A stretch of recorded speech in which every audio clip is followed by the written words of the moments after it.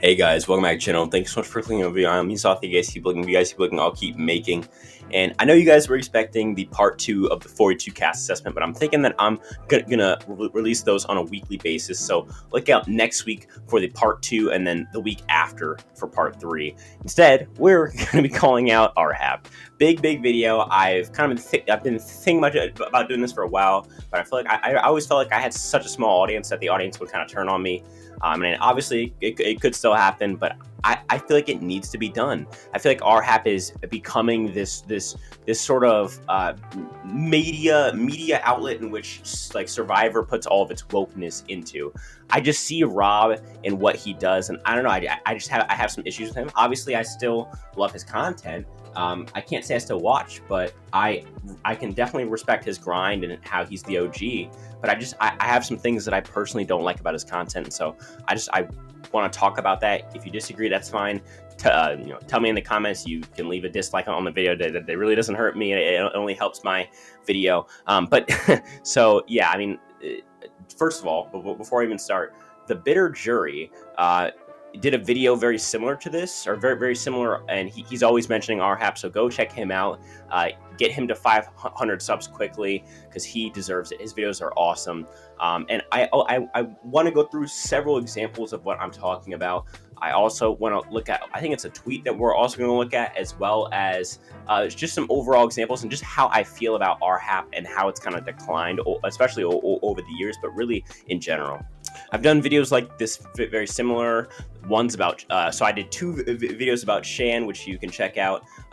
One was about how she was trying to say some very crazy things on Twitter.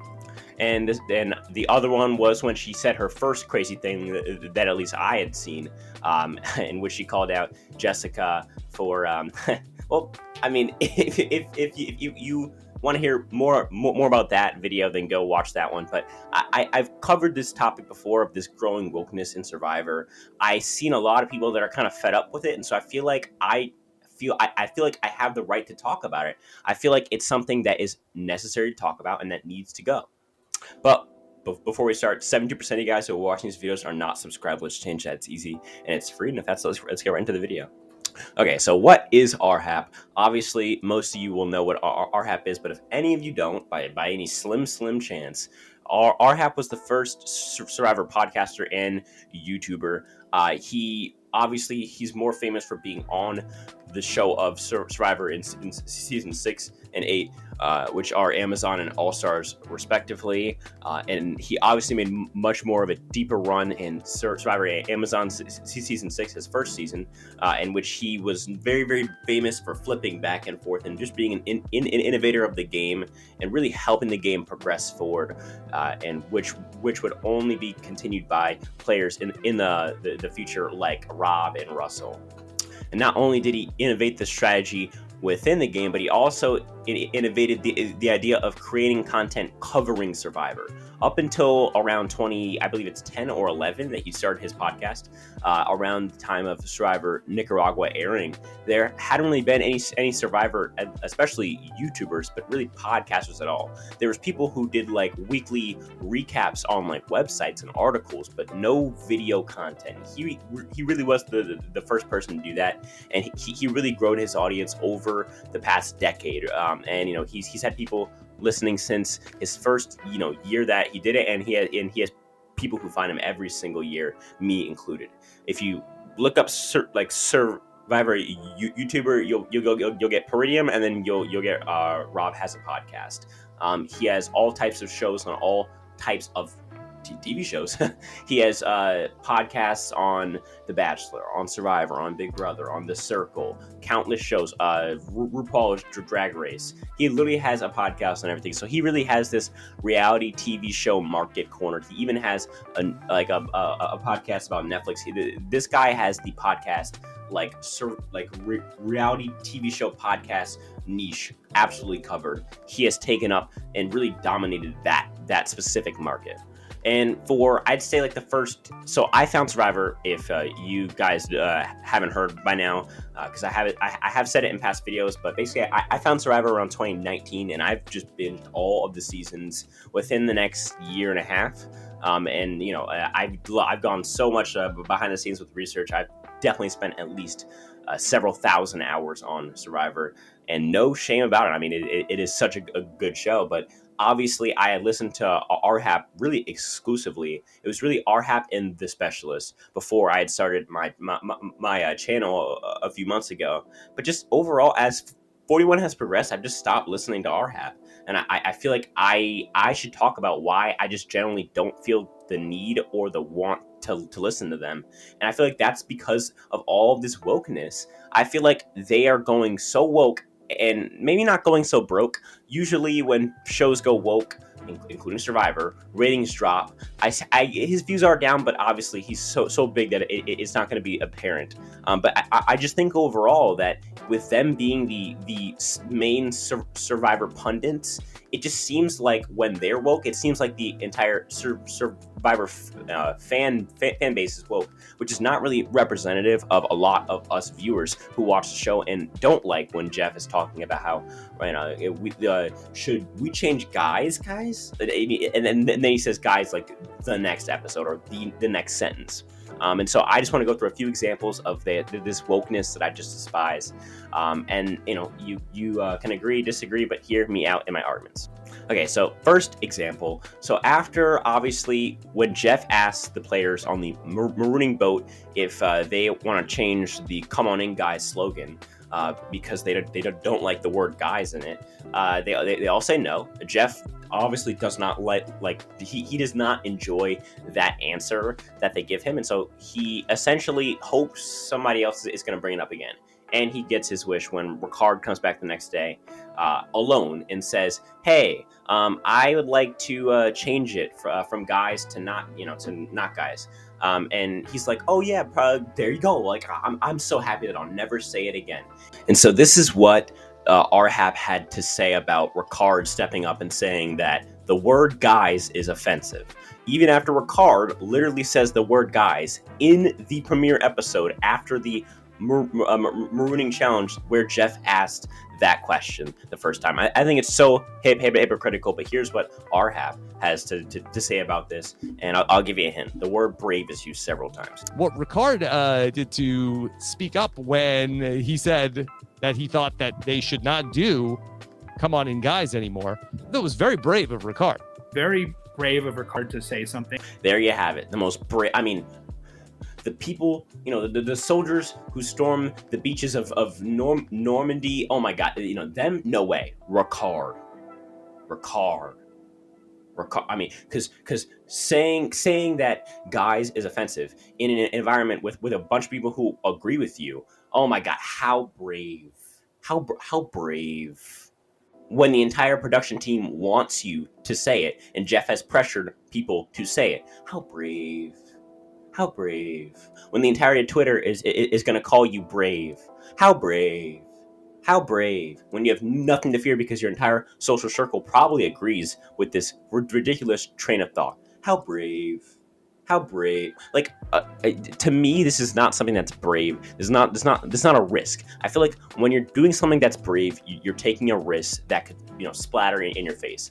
And aside from people like me who are calling out, not necessarily Ricard, but more just production, because it's very obvious that production wanted to kind of scapegoat this on somebody.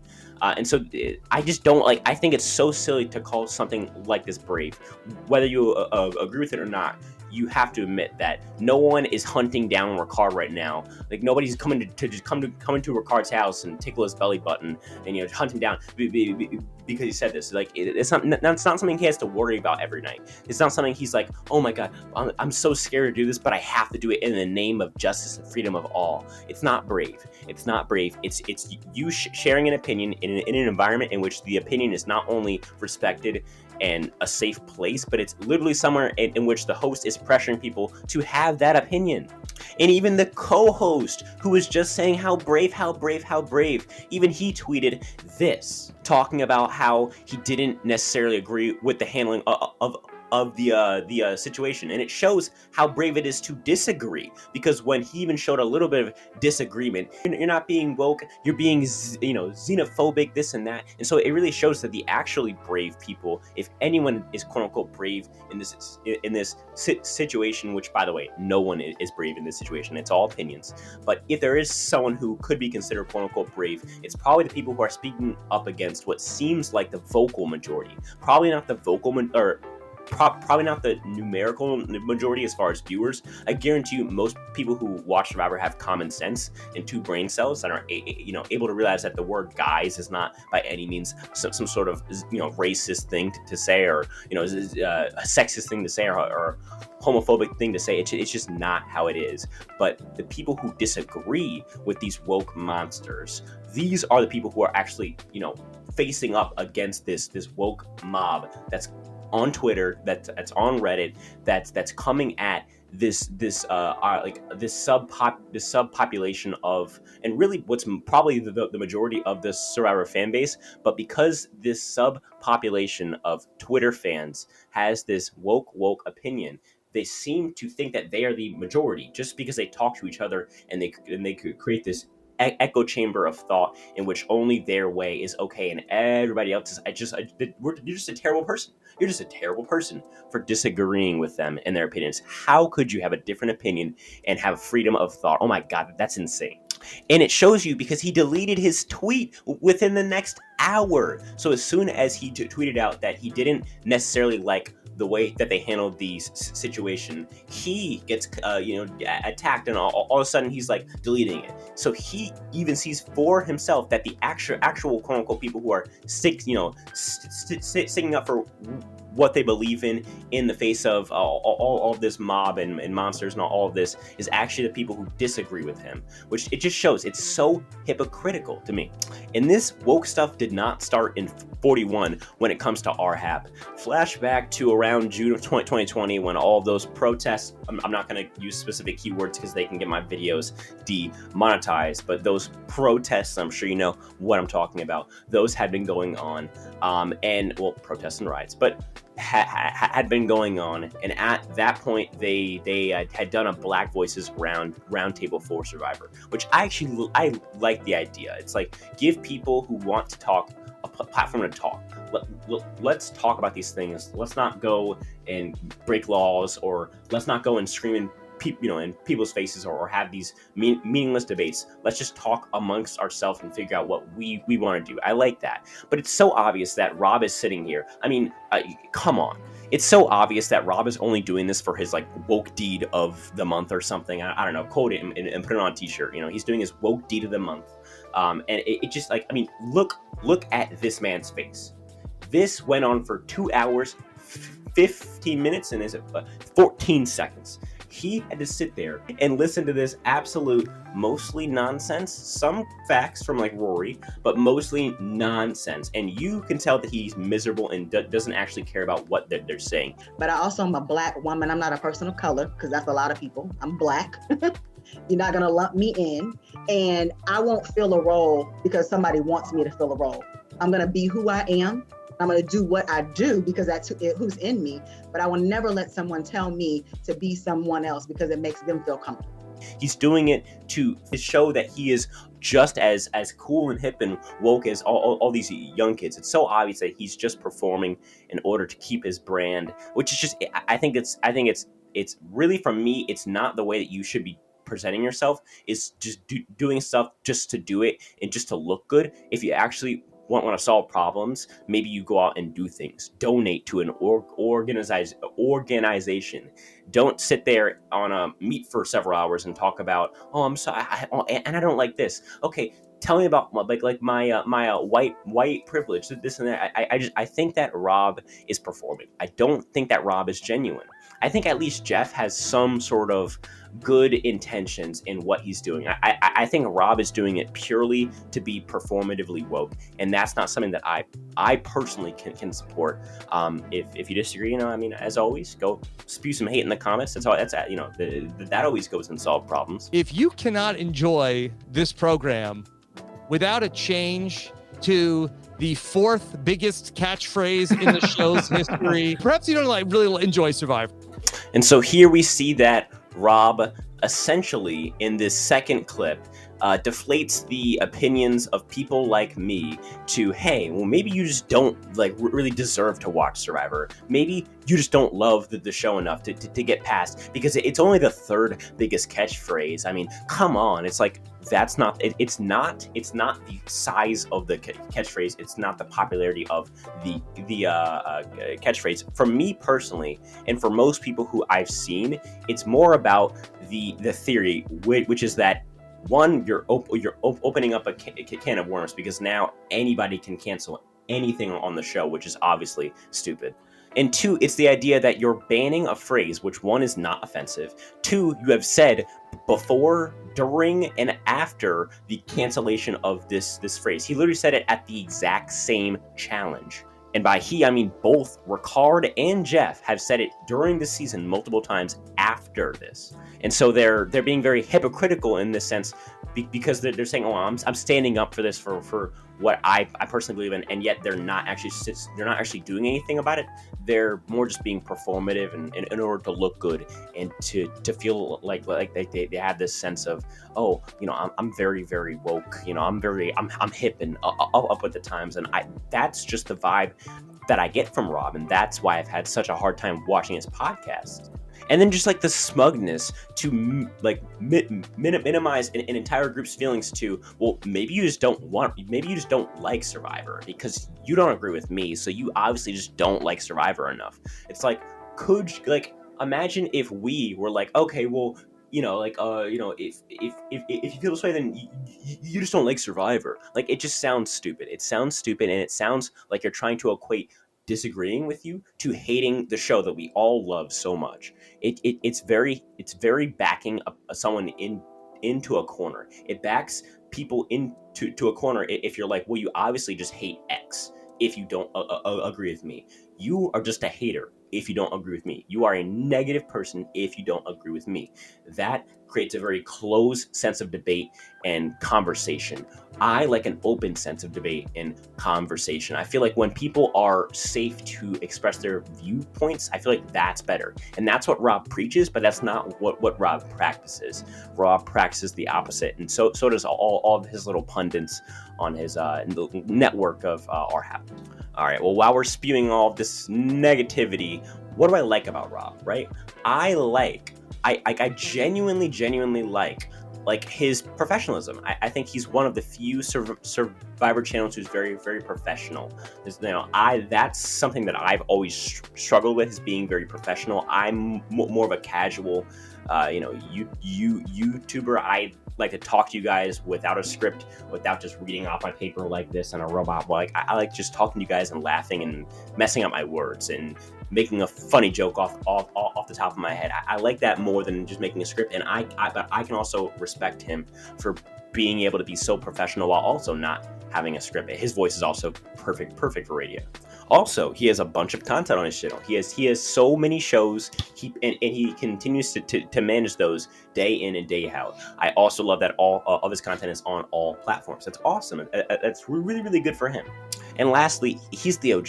I mean, without him, I don't think Peridium starts doing his content. And without Peridium, I don't think any of us YouTubers in the Survivor realm would be a thing, or really Big Brother realm for that matter as well. So I can appreciate his contribution in that way. My issue is that I feel like not only is he performatively woke. There we go. I feel like overall he's also very, very demeaning to people who disagree with him, and he seems to refer to people who disagree with him as people who either just don't care enough to agree with him, or just don't understand.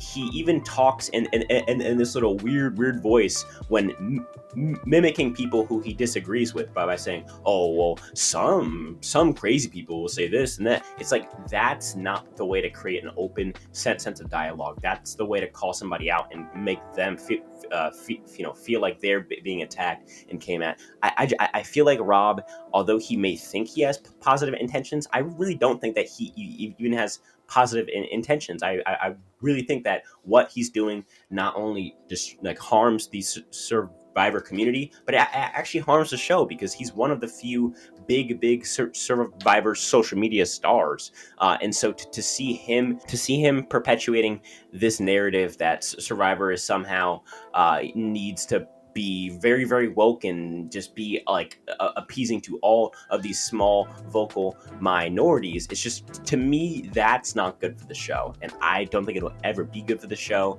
And I think that this show should be a game, a story, a competition, a TV show. This should not be the news. This should not be a political debate. This should not be a realm in which people can spaz out their opinions on pop culture and politics. That's just not what Survivor is, and I will take a stand against it firmly.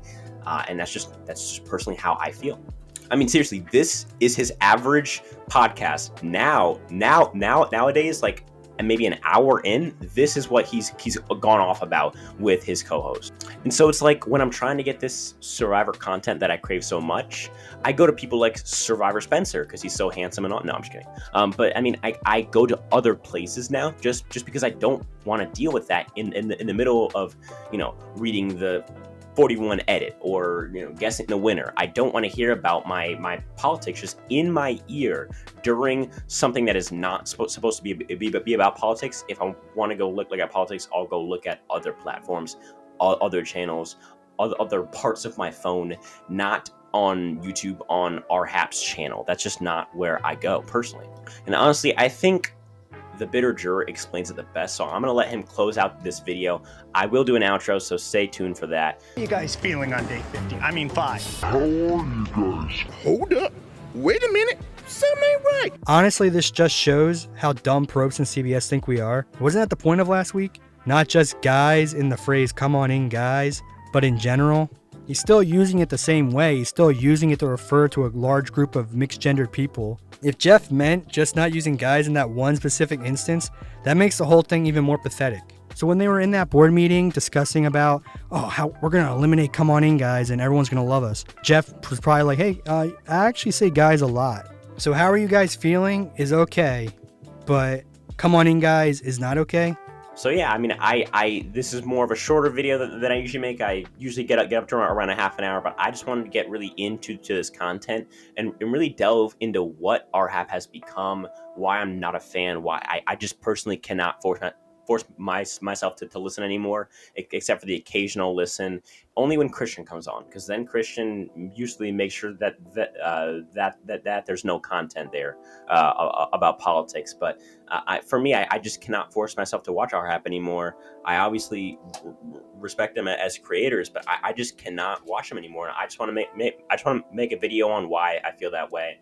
Hopefully, we don't get copyright striked by RHAP for using clips of their videos. Hopefully we don't. If we do, screw you, RHAP, if we do. But if not, love you guys. Again, go check the bitter juror out. He should be in my description, the link to his channel, so go check him out. He's doing awesome weekly content over there about exactly what I talked about in this video. Really, you can expect the live post-game show tomorrow after the episode airs. So if you are ever watching my channel on a Wednesday, then get ready, because I always go live right after the episodes end, right after the next time on Survivor. I'm immediately live with me and Skylander and possibly other guests like Snuffed and Ethan Amale. Is that how you say his name? Something like that. We always have some guests. You just never know who's going to pop into the door of this little live show that we have. It's super fun, so go check that out. And as always, guys, you know what to do. If you haven't subbed already, do that. 1.1K. We're so close to 1.2K. Will you be that person who just puts it right over the edge? Do it. Like the video if you haven't already, or dislike it, because either one helps the algorithm. So more people will see it if you dislike it. So either dislike it or like it. I mean, it really doesn't matter to me because I get more clicks. But again, guys, none of this happens without you guys. Without you guys, I'm just a weird guy talking into a weird microphone. By the way, I am getting a new microphone for Christmas, so better mic quality is coming probably early January.